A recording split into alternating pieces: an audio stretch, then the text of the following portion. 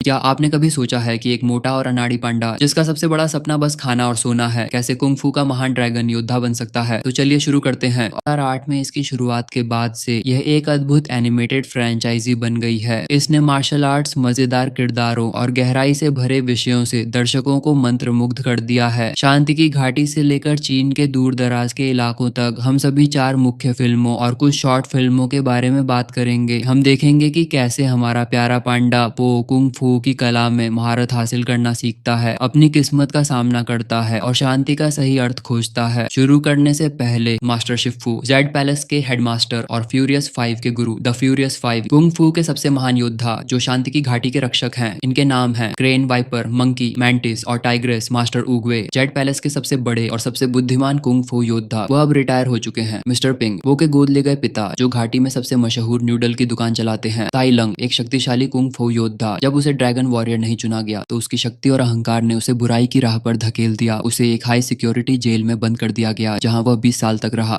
ये सभी पहली फिल्म के लिए जरूरी बातें हैं। अब समय आ गया है अपने चॉपस्टिक्स तैयार करने का, क्योंकि हम कुंग फू पांडा की महान कहानी शुरू करने वाले हैं। कुंग फू पांडा पहली फिल्म। हमारी कहानी पो के सपने से शुरू होती है, जिसमें वह अपने आदर्श दी फ्यूरियस 5 के साथ लड़ रहा होता है, लेकिन जल्द ही उसके गोद लिए पिता मिस्टर पिंग उसे जगा देते हैं, क्योंकि उन्हें अपनी मशहूर न्यूडल की दुकान चलाने में उसकी मदद चाहिए। वो एक अनाड़ी पांडा है और कुंग फू का दीवाना है। वह न्यूडल बेचना नहीं बल्कि बुराई से लड़ना चाहता है। इसी बीच जेड पैलेस में मास्टर शिफू को मास्टर उगवे से एक भयानक चेतावनी मिलती है। उन्हें पता चलता है कि शिफू का पूर्व छात्र ताई लंग, जिसका बदला लेने का जुनून है, जल्द ही जेल से भागने वाला है। शिफू सुरक्षा बढ़ाने के लिए झेंग नाम के एक हंस को जेल भेजते हैं। मास्टर उगवे घोषणा करते हैं कि अब समय आ गया है पौराणिक स्वान ड्रैगन वॉरियर फट को चुनने का। यह वह योद्धा होगा जिसे ड्रैगन स्क्रॉल की शक्ति मिलेगी और जो घाटी की रक्षा करेगा। एक टूर्नामेंट की घोषणा होती है और फ्यूरियस 5 इसके लिए तैयार हो जाते हैं। वो भी यह खबर सुनकर टूर्नामेंट देखने के लिए बेचैन हो उठता है। उसके पिता उसे मना लेते हैं कि वह न्यूडल की गाड़ी के साथ उसके पीछे जेड पैलेस जाए, लेकिन पो अपनी गाड़ी को छोड़ देता है और किसी तरह पैलेस के गेट तक पहुंचता है, जो बस बंद होने वाले होते हैं। निराशा में वो पटाखों की मदद से खुद को हवा में उछाल देता है और ठीक अखाड़े के बीच में जा गिरता है। उसी समय मास्टर उगवे को ड्रैगन वॉरियर की घोषणा करनी थी। वह उस पांडा की तरफ इशारा करते हैं जो उनके सामने गिरा है। मास्टर उगवे का निर्णय अंतिम होता है। उनका मानना है कि पो का भाग्य ही ड्रैगन वॉरियर बनना है। शिफू को लगता है कि यह एक बड़ी गलती है और वह पो को भगाने के लिए उसे एक कठिन ट्रेनिंग और अपमानजनक मैचों में शामिल करते हैं। खास तौर पर टाइग्रेस को पो सिर्फ एक मजाक लगता है। निराश और हारा हुआ वो ज्ञान के पेड़ के पास जाता है। वहाँ मास्टर उगवे उसे अपने मशहूर समझदारी भरे शब्द देते हैं, कल इतिहास है, कल एक रहस्य है, लेकिन आज एक उपहार है। ये सुनकर पो में उम्मीद जगती है। इस बीच ताई लंग जेल से भाग निकलता है। वह जेंग का एक पंख इस्तेमाल करके अपनी बेड़ियों को तोड़ता है और आजादी की लड़ाई लड़ता है। वह जेड पैलेस को एक डरावना संदेश भेजता है कि असली ड्रैगन वॉरियर घर आ रहा है। मास्टर उगवे की बातों से प्रेरित होकर पो नए उत्साह के साथ ट्रेनिंग पर लौटता है। वह कुंग फू में माहिर तो नहीं होता, लेकिन उसकी लगन, मजाकिया अंदाज और खाना पकाने का कौशल फ्यूरियस 5 का दिल जीतना शुरू कर देता है। हालांकि टाइग्रेस अभी भी पूरी तरह से संतुष्ट नहीं है। जब मास्टर उगवे ताई लंग की लड़ाई की खबर सुनते हैं तो वह शिफू से पो पर विश्वास करने का वादा लेते हैं। इसके बाद वह फूलों की पंखुड़ियों की बौछार में आसमान में उड़ जाते हैं, जिससे घाटी का भाग्य शिफू के हाथों में रह जाता है। मास्टर शिफू घबरा जाते हैं और पो भागने की कोशिश करता है, लेकिन शिफू को अपना वादा याद आता है। वो पो को ट्रेनिंग देना जारी रखते हैं। हालांकि टाइग्रेस ताई लंग से खुद लड़ने का फैसला करती है और फ्यूरियस 5 को भी अपने साथ ले जाती है। शिफू उगवे की इच्छा पूरी करने और पो को ट्रेनिंग देने के लिए बेताब हो जाते हैं। उन्हें पता चलता है कि पो को दर्द महसूस नहीं होता। शिफू पो के खाने के प्यार का इस्तेमाल करते हुए उसे एक अनोखी ट्रेनिंग देते हैं और उसे एक शानदार और फुर्तीले योद्धा में बदल देते हैं। इसी बीच फ्यूरियस 5 ताई लंग से लड़ते हैं, लेकिन उनकी बहादुरी भी उसकी शक्ति के सामने काम नहीं आती। ताई लंग उन्हें लकवाग्रस्त कर देता है। सिर्फ क्रेन ही अपने साथियों को वापस जेड पैलेस ला पाता है। जब शिफू को लगता है कि पो तैयार है तो वह उसे ड्रैगन स्क्रॉल देते हैं, लेकिन जब वे इसे खोलते हैं तो उन्हें एक खाली सुनहरी सतह मिलती है। यह देखकर भ्रमित और निराश वे ताई लंग से बचाने के लिए गांव खाली करना शुरू कर देते हैं। इस दौरान पो की मुलाकात उसके पिता से होती है, जो पहले ही एक नई न्यूडल की दुकान के लिए योजना बना रहे हैं। मिस्टर पिंग बताते हैं कि उनके मशहूर सूप का कोई गुप्त इंग्रेडिएंट नहीं है। पो को अचानक यह सब समझ आ जाता है। जैसे उसके पिता के सूप में कोई गुप्त इंग्रेडिएंट नहीं था, वैसे ही ड्रैगन स्क्रॉल में भी कोई गुप्त ज्ञान नहीं है। सब कुछ खुद पर विश्वास करने के बारे में था। वो वापस जेड पैलेस भागता है, जहाँ ताई लंग ने शिफू को हरा दिया होता है। ताई लंग स्क्रॉल की मांग करता है और अपने सालों के के गुस्से को बाहर निकालता है। वह शिफू को उस पर विश्वास न करने और उसे छोड़ देने का आरोप लगाता है। शिफू अपनी पिछली गलतियों के लिए माफी मांगते हैं, लेकिन बहुत देर हो चुकी होती है। ताई लंग को बस स्क्रॉल चाहिए होता है, जिससे अब उसे पता चलता है कि वह गायब है, लेकिन उसे ज्यादा दूर देखने की जरूरत नहीं है, क्योंकि पो लड़ाई के लिए तैयार होकर सामने आ जाता है। ताई लंग पो का मजाक उड़ाता है, तुम एक पांडा हो, तुम क्या कर लोगे। वे महल के मैदान और गांव में लड़ने लगते हैं। पो की लचीलता और फुर्तीलेपन के आगे ताई लंग के हमले बेकार हो जाते हैं। वो अपनी शक्तिशाली चालों से जवाब देता है और आखिरकार वह ताई लंग को अपनी प्रसिद्ध वुशी फिंगर होल्ड तकनीक से हरा देता है। ग्रामीण फ्यूरियस 5 के साथ वापस आते हैं और पो को जीत का जश्न मनाते हुए देखते हैं। मिस्टर पिंक को अपने बेटे पर गर्व होता है। टाइग्रेस भी अपनी गलती मानती है और पो को अपने बराबर स्वीकार करती है। बहुत खुश होकर पो शिफू को देखने के लिए महल वापस जाता है। शिफू जो मुश्किल से होश में है, पो को धन्यवाद देते हैं कि उसने घाटी में शांति वापस लाई। वो उनसे गुजारिश करता है कि वह मरे नहीं। शिफू हंसते हैं और कहते हैं, मैं मर नहीं रहा हूँ, तुम बेवकूफ ड्रैगन वॉरियर। और यहीं पर पहली फिल्म खत्म होती है। वो एक महान विलेन को हरा देता है और खुद का सबसे अच्छा रूप बन जाता है। कुंग फू पांडा 2 दूसरी फिल्म हमें बहुत साल पहले ले जाती है, जब गोंगमैन शहर पर एक मोर का परिवार राज करता था। उनका राजकुमार लॉर्ड शेन पटाखों की शक्ति का इस्तेमाल कर पूरे चीन पर जीत हासिल करना चाहता था। एक भविष्य वक्ता ने उसे चेतावनी दी कि एक काला और सफेद योद्धा उसे हरा देगा, संदेह में कि वह एक पांडा ही होगा। शेन अपने माता पिता के गांव में सभी पांडवों का सफाया करने का आदेश देता है। शेन को निर्वासित कर दिया जाता है और वह बदले की प्यास के साथ कड़वाहट में डूबा रहता है। सालों बाद वो अब अपनी पहली फिल्म के सपने को जी रहा है। वह 2 फ्यूरियस 5 के साथ शांति की घाटी का रक्षक है, लेकिन मास्टर शिफू जानते हैं कि पो को अभी भी आंतरिक शांति सीखनी है। तभी पास के गांव में भेड़ियों का एक समूह हमला कर देता है, जिनकी अगुवाई एक रहस्यमयी भेड़िया कर रहा है। वो गांव से धातु लूट रहे हैं। पो और 5 कार्रवाई में कूद पड़ते हैं, लेकिन पो का ध्यान उस भेड़िए के कवच पर बने एक प्रतीक पर जाता है, जिससे उसे अपनी माँ का एक फ्लैशबैक याद आता है। पो को अब अपनी उत्पत्ति पर सवाल उठने लगते हैं। मिस्टर पिंग बताते हैं कि उन्होंने पो को एक बच्चे के रूप में एक सब्जी की टोकरी में पाया था। इसी बीच जेड पैलेस में खबर आती है कि गोंगमैन शहर के रक्षक मास्टर थंडरिंग राइनो को एक नए और भयानक हथियार ने मार दिया है। ये हथियार कुंग फू को ही खत्म करने की धमकी देता है। पो और 5 को जांच के लिए गोंगमैन शहर भेजा जाता है, लेकिन पो अजीब सपनों और फ्लैशबैक से परेशान है। वे गोंगमैन शहर पहुंचते हैं, जहां लॉर्ड शेन का राज होता है। शेन ने एक शक्तिशाली तोप बनाई है जो पटाखों से चलती है। पो और 5 मास्टर स्टॉर्मिंग ऑक्स और मास्टर क्रोक से मदद लेने की कोशिश करते हैं, लेकिन दोनों डरकर अपनी जेल से बाहर आने से मना कर देते हैं। पो और 5 पकड़े जाते हैं और लॉर्ड शेन के सामने लाए जाते हैं। लॉर्ड शेन पो का मजाक उड़ाता है, लेकिन तभी उसे पता चलता है कि पो को अपने अतीत के बारे में कुछ नहीं पता है। अब उनके पास एक ऐसी योजना है जिससे वे आजाद हो जाते हैं। शेन की टोप, लेकिन पो फिर से विचलित हो जाता है। इस बार शेन के प्रतीक मोर पंखों से वो बचकर भाग निकलता है और पो और फ्यूरियस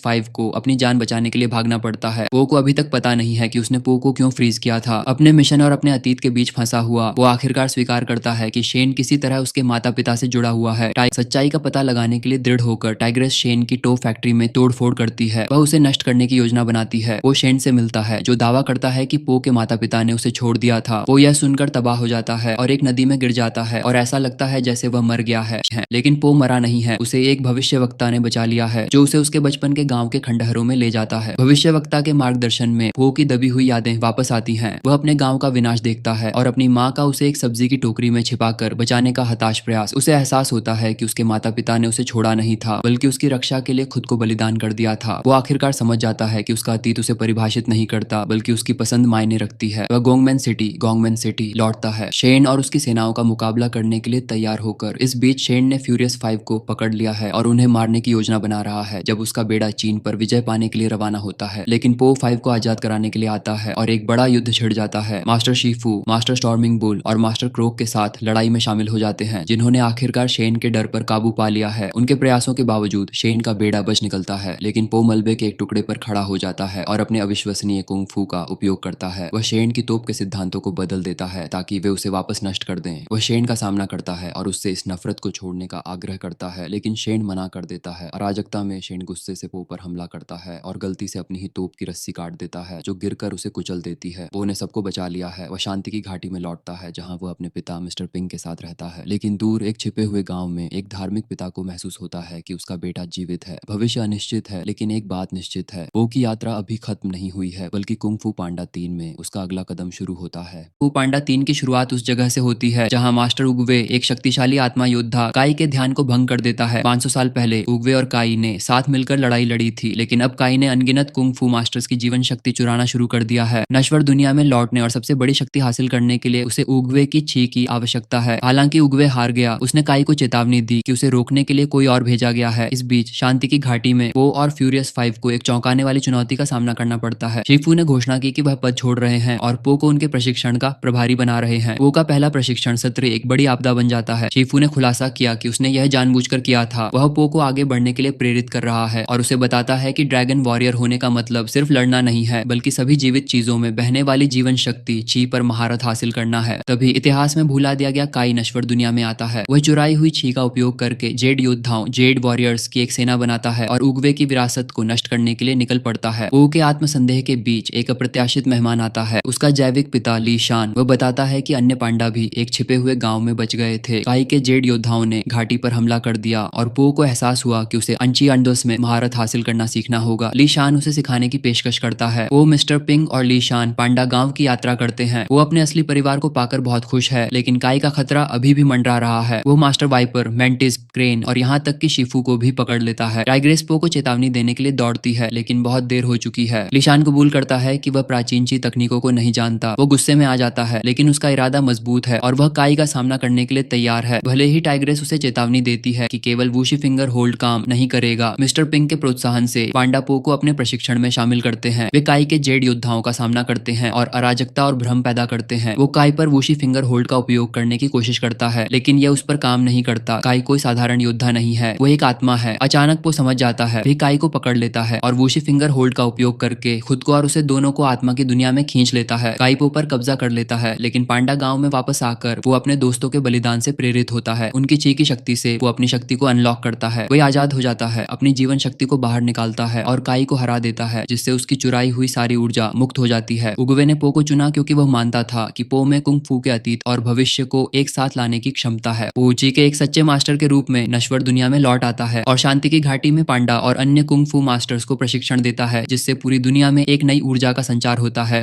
कुंग फू पैंडाचार, जो इसकी शुरुआत पो के लिए एक नई चुनौती के साथ होती है। उसे शांति की घाटी का आध्यात्मिक नेता बनना है, लेकिन इसका मतलब है कि उसे अपनी जगह लेने के लिए एक नए ड्रैगन वॉरियर को ढूंढना होगा। यह एक मुश्किल काम है और पो को नहीं पता कि कहां से शुरू करे। इसी बीच एक नया खतरा सामने आता है, एक चालाक जादूगरनी जिसका नाम गिरगिट है, जो आकार बदल सकती है और दूसरों की छी चुरा सकती है। उसकी नजर पो के कर्मचारियों पर है। वह इसका उपयोग करके आत्मा की दुनिया को खोलना और मरे हुए कुंग फू मास्टर्स की छी चुराना चाहती है, जिसमें पो के पुराने दुश्मन भी शामिल हैं। पो की नए उत्तराधिकारी की खोज उसे एक बुद्धिमान लेकिन शरारती लोमड़ी जेन तक ले जाती है, जो जेड पैलेस से कलाकृतियां चुराने की कोशिश कर रही है। उसकी फुर्ती और चालाकी से प्रभावित होकर वो उसमें संभावनाएं देखता है, लेकिन उसे पहले गिरगिट से निपटना होगा। गिरगिट बकरी का वेश धारण कर लेती है और खनिकों के एक समूह को जेड पैलेस पर हमला करने के लिए उकसाती है, यह दावा करते हुए कि उन्हें एक शक्तिशाली खलनायक को रोकने के लिए कर्मचारियों की आवश्यकता है। वो गिरगिट के भेष को पहचान लेता है और कर्मचारियों को बचाता है, लेकिन उसे एहसास होता है कि उसे धोखा दिया गया है। वो गिरगिट का पीछा करता है, लेकिन उसने पहले ही आत्मा की दुनिया को खोल दिया है और कुछ दुर्जय शत्रुओं, जिसमें ताई लंग भी शामिल है, को वापस बुला लिया है। वो इस खतरे को समझता है और जेन के साथ एक टीम बनाता है, जिसे उसने पहले चोरी करने की कोशिश के लिए जेल भेज दिया था। वे गिरगिट और उसके पुनर्जीवित खलनायकों का सामना करते हैं। जेन अपनी चालाकी और कलाबाजी के कौशल के कारण एक मूल्यवान सहयोगी साबित होती है। इस बीच पो एक आध्यात्मिक नेता के रूप में अपनी नई भूमिका और अपनी योद्धा वृत्ति के बीच संतुलन बनाने के लिए संघर्ष कर रहा है। गिरगिट हर चुराई गई छी के साथ और अधिक शक्तिशाली होती जा रही है। आखिरकार वह पो को फंसा लेती है और उसकी छी भी चुरा लेती है, लेकिन जेन अपनी चतुराई और कर्मचारियों का उपयोग करके गिरगिट को मात देने और पो को आजाद कराने में कामयाब हो जाती है। वो आखिरकार जेन की असली क्षमता को पहचानता है और उसे अपना उत्तराधिकारी घोषित करता है। वे दोनों मिलकर गिरगिट को हराते हैं और चुराई हुई छी को उसके असली मालिकों आत्मा की दुनिया के मूल निवासियों को लौटा देते हैं। गिरगिट की हार और एक नए ड्रैगन वॉरियर को चुनने के बाद वो आखिरकार शांति की घाटी के आध्यात्मिक नेता के रूप में अपनी भूमिका को स्वीकार कर लेता है। वह जेन को फ्यूरियस 5 के साथ प्रशिक्षण देना शुरू करता है, उसे भविष्य की चुनौतियों के लिए तैयार करता है। कुंग फू का भविष्य उज्जवल है, एक शरारती लोमड़ी की मदद से, लेकिन कुंग फू का मजा यहाँ खत्म नहीं होता। ड्रीम वर्क्स ने कुछ बहुत ही मजेदार शॉर्ट्स और स्पेशल भी बनाए हैं, हम निश्चित रूप से उन पर भी बात करेंगे। The secret of furious 5।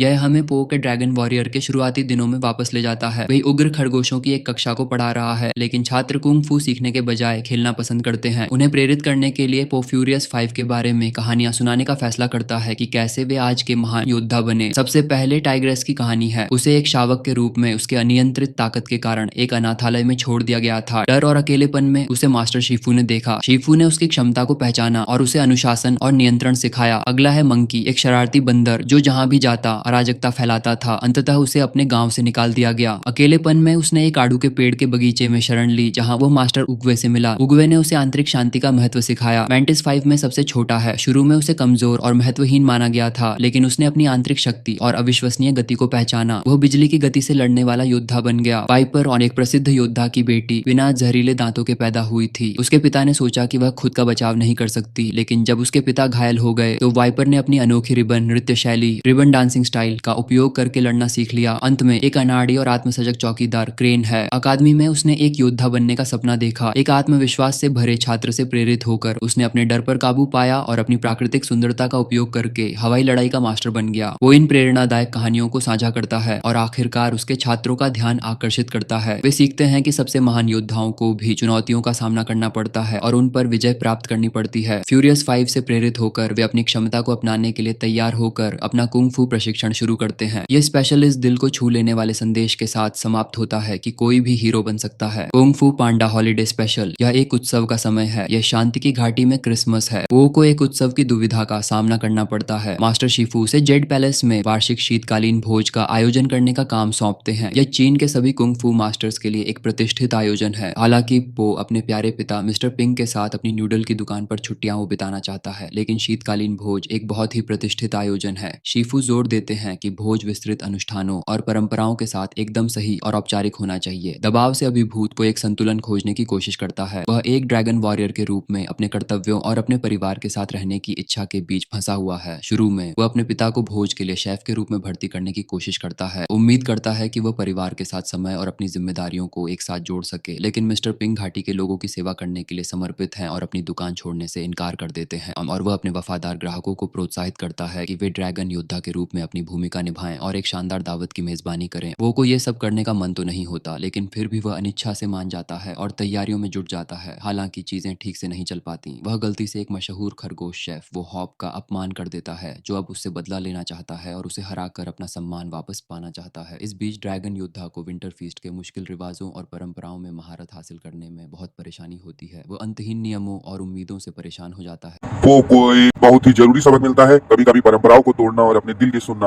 उस त्योहार की भावना का सम्मान करने का सबसे अच्छा तरीका। गोंगमैन के रहस्यों के बारे में अगली शॉर्ट फिल्म में पो के ड्रैगन योद्धा बनने से बहुत पहले हमें गोंगमैन शहर की यात्रा पर ले जाया जाता है। ये सब पो, टाइग्रेस और मैंटिस के साथ शुरू होता है, जो हीरोज हॉल में घुस जाते हैं। यह एक ऐसी जगह है जहाँ सिर्फ महान गुरुओं को ही जाने की इजाजत है, जिनके बारे में वे जानने के लिए बहुत उत्सुक हैं। यहाँ गरजते गैंडे, तूफानी बैल और क्रोक की मूर्तियां गर्व से खड़ी हैं। हालांकि कहानी सुनाने वाले इन 3 नायकों की कहानी सुनाते हैं, तो हमें पता चलता है कि वे हमेशा से महान गुरु नहीं थे। एक समय वे स्वार्थी भाड़े के सैनिक थे, जो अपनी कुंग फू का इस्तेमाल सिर्फ नाम और पैसे के लिए करते थे। गरजते गैंडे एक ताकतवर बैल था, जो बस नाम कमाना चाहता था। तूफानी बैल एक मजबूत याक था, जिसे दौलत चाहिए थी। और क्रोक एक चालाक मगरमच्छ था, जो बस खाने की तलाश में रहता था। एक दिन उनकी मुलाकात मास्टर गुआए से हुई, जिन्होंने उन्हें अपनी कला का इस्तेमाल किसी बड़े मकसद के लिए करने की चुनौती दी। उन्होंने उन तीनों से, वो बहनों जो कि कुंग फू मास्टर्स की एक खतरनाक तिकड़ी थी, से एक पवित्र कटोरा वापस लाने में मदद मांगी। भाड़े के सैनिक शुरू में इनाम के वादे से प्रेरित होकर अनिच्छा से इस यात्रा पर निकल पड़ते हैं। खतरनाक रास्तों और मुठभेड़ों से गुजरते हुए वे बहनों का सामना करते हैं। एक साथ काम करना सीखकर और एक दूसरे की ताकत पर भरोसा करके वे लड़ाई लड़ते हैं। इस दौरान वे कुंग फू का असली मतलब समझने लगते हैं। यह सिर्फ अपने फायदे के लिए नहीं, बल्कि निर्दोषों की रक्षा करने और न्याय बनाए रखने का एक तरीका है। आखिरकार वे पवित्र कटोरा वापस ले आते हैं, लेकिन एक बड़ी कीमत पर। गरजते गैंडे अपने दोस्तों को बचाने के लिए खुद को कुर्बान कर देता है। तूफानी बैल और क्रोक यह निस्वार्थ काम देखकर हमेशा के लिए बदल जाते हैं। वे गोंगमैन शहर में भाड़े के सैनिक के रूप में नहीं, बल्कि सच्चे नायकों के रूप में लौटते हैं, जो शहर की रक्षा और कुंग फू के मूल्यों को बनाए रखने के लिए अपना जीवन समर्पित कर देते हैं। वे गोंगमैन शहर के मास्टर्स के रूप में जाने जाते हैं और अपनी कहानी को हीरोज हॉल में जीवित रखते हैं। मास्टर्स के रहस्यों को जानने के बाद पो, टाइग्रेस और मैंटिस हीरोज हॉल से बाहर आते हैं और इन महान हस्तियों के लिए उनके मन में एक नया सम्मान होता है। वे समझते हैं कि सच्ची बहादुरी निस्वार्थता और एक महान उद्देश्य के प्रति समर्पण से आती है। यह एक ऐसा सबक है जो उनके साथ रहता है और उन्हें घाटी के संरक्षक के रूप में अपनी जिम्मेदारियों की याद दिलाता है। स्क्रॉल के रहस्य हमें एकदम शुरुआत में वापस ले जाता है, उग्र 5 के बनने से भी पहले। यह सब टाइग्रेस की एक मिशन पर अकेले जाकर खुद को साबित करने की उत्सुकता के साथ शुरू होता है। वह बोर्ड नाम के एक बुरे वॉरथॉग को रोकना चाहती है, लेकिन जल्दबाजी में वह गलती से पो का स्क्रॉल ले लेती है। यह एक मजेदार घटना की शुरुआत थी। उस स्क्रॉल में बच्चों जैसी ड्राइंग और कुछ नाम लिखे थे। यह स्क्रॉल टाइग्रेस को निर्देश देता है कि वह क्लीनर, हास्य कलाकार, डांसर और डॉक्टर को एक साथ लाए। वह इसे शक्तिशाली योद्धाओं के कोड नेम मान लेती है। टाइग्रेस उन्हें ढूंढने निकल पड़ती है। सबसे पहले वह क्रेन से मिलती है, जो एक अनाड़ी चौकीदार है और कुंग फू में नाम कमाना चाहता है। वह उसे क्लीनर समझती है। फिर वह मंकी से मिलती है, जो एक शरारती मस्खरा है और अद्भुत कलाबाजियां करता है। उसे लगता है कि वह हास्य कलाकार है। वाइपर, एक खूबसूरत डांसर जिसके पास छिपी हुई ताकत है, उसे टाइग्रेस डांसर मान लेती है। और आखिर में वो मैंटिस नाम के एक छोटे लेकिन शक्तिशाली कीड़े से मिलती है, जो एक्यूपंक्चर जानता है। टाइग्रेस सोचती है कि वह डॉक्टर है। यह असंभव सी लगने वाली टीम अपने खास कौशल और व्यक्तित्व के साथ अनिच्छा से बोर का सामना करने के लिए एकजुट हो जाती है। अपनी शुरुआती तालमेल की कमी के बावजूद वे हास्यास्पद घटनाओं और अप्रत्याशित टीम वर्क के जरिए बोर को हराने में कामयाब होते हैं। उनकी क्षमताओं से प्रभावित होकर शिफू वापस आता है, यह मानते हुए कि उसने एक शक्तिशाली टीम तैयार की है। हालांकि जब शिफू को अपनी गलती का एहसास होता है तो वह गुस्सा हो जाता है। वह टाइग्रेस को उसके आदेशों का पालन न करने के लिए डांटता है, क्योंकि उसे लगता है कि इन लोगों में योद्धा बनने की काबिलियत नहीं है। शिफू की निराशा को देखते हुए उगवे उसे अपनी ताकत और नेतृत्व को अपनाने के लिए प्रोत्साहित करते हैं। वह समूह के पास वापस जाती है, उनकी अनोखी प्रतिभाओं को स्वीकार करती है और आधिकारिक तौर पर उग्र 5 का गठन करती है। इस बीच पो दूर से टाइग्रेस के कारनामों को देख रहा था। असल में उसने ही अपने खिलौने खो दिए थे, जिस वजह से टाइग्रेस को वह स्क्रॉल मिला था। वह उनकी बहादुरी से प्रेरित होता है। उसे एहसास होता है कि कुंग फू सिर्फ ताकत के बारे में नहीं है, बल्कि टीम वर्क और खुद पर विश्वास के बारे में भी है। अब पो के अंदर कुंग फू के लिए जुनून भर गया है और वह अपनी यात्रा पर निकल पड़ता है, जो उसे एक योद्धा बनाएगी। वह उग्र 5 से प्रेरित है।